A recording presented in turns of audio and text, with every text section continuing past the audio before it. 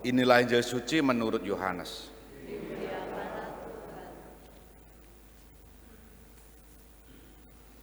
Sekali peristiwa Yesus mengajar di Yerusalem. Beberapa di antara orang banyak yang mendengarkan Yesus berkata, "Dia benar-benar nabi yang akan datang." Yang lain berkata, "Dialah Mesias." Tetapi yang lain lagi berkata, "Bukan, Mesias tidak datang dari Galilea. Sebab kitab suci mengatakan bahwa Mesias berasal dari keturunan Daud dan dari kampung Betlehem, tempat Daud dulu tinggal." Maka timbullah pertentangan di antara orang banyak karena Yesus. Beberapa orang di antara mereka mau menangkap Yesus, tetapi tiada seorang pun yang berani menyentuh dia.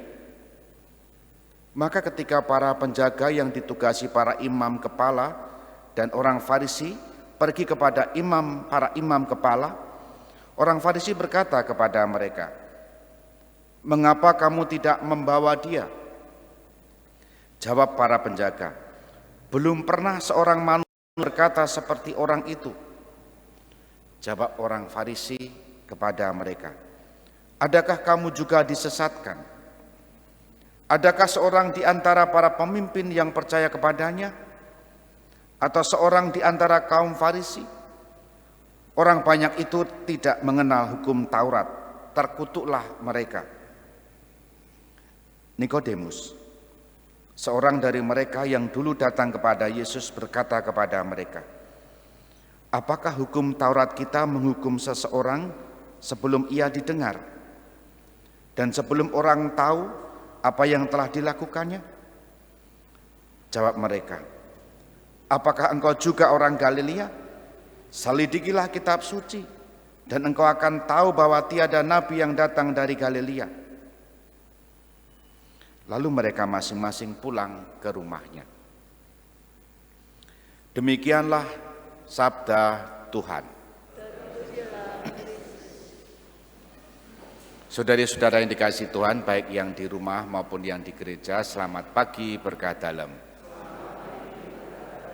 Selama pekan ini, bacaan-bacaan Injil sejak hari Senin sampai Sabtu ini mewartakan Yesus yang bersaksi tentang dirinya, dimulai dari penyembuhan. Dan pada Injil hari ini, dalam Injil hari ini, akhirnya orang harus menjatuhkan sikap pilihan terhadap sabda Yesus, terhadap perbuatan Yesus yang melakukan mukjizat, dan juga terhadap kesaksian tentang dirinya sendiri yang adalah utusan Allah. Nah, muncul tadi bagi saya menarik, orang-orang Farisi itu jengkel kepada mereka yang percaya kepada Yesus. Ahli-ahli Taurat ini juga jengkel. Mengapa?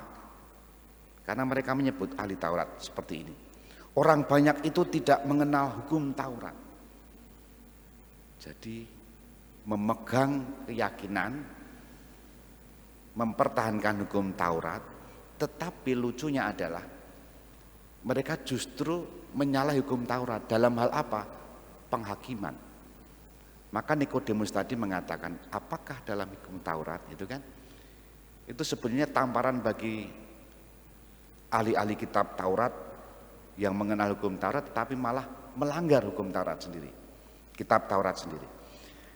Nikodemus mengatakan seperti ini, apakah hukum Taurat kita menghukum seseorang sebelum ia didengar dan sebelum orang tahu apa yang telah dilakukannya? Sudah disodorkan. Kalian percaya Taurat, menjalankan hukum Taurat, tapi lupa bahwa ada perintah seperti itu, jangan menghakimi sebelum didengar. Saudari-saudara, Nikodemus menjadi pembuka awal, ya bukan awal pertama kali, tapi dalam situasi ketegangan seperti itu, Nikodemus memberikan pencerahan. Orang diberi waktu untuk melihat lagi supaya percaya. Dan tadi juga ada orang yang percaya, belum pernah yang seperti ini kami dengar, kami lihat. Kalau Injil hari ini kita baca pada zaman sekarang, saya dan saudari-saudara sebetulnya hampir sama situasinya. Sekarang ini zaman digital, begitu banyak informasi yang mudah kita dapat. Bahkan di media sosial, di YouTube itu ada banyak pertentangan, pembelaan, penyerangan juga. Akhirnya pada gilirannya satu kok. Sikap kita sendiri bagaimana? Di tengah informasi, di tengah literasi, dan juga di tengah diskusi, saya sendiri memutuskan bagaimana? Percaya kepada Yesus atau mundur? Prapaskah mengajak kita, mengundang kita, membaharui lagi iman kita.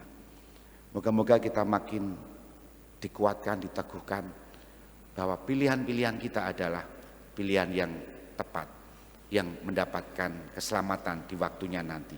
Tetap setia kepada Yesus dengan pengalaman-pengalaman pribadi kita masing-masing.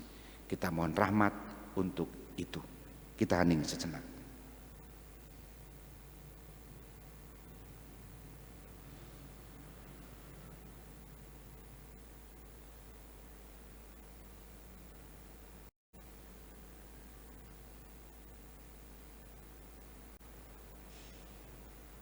Dimuliakanlah Yesus yang dulu hidup, sekarang dan selama-lamanya.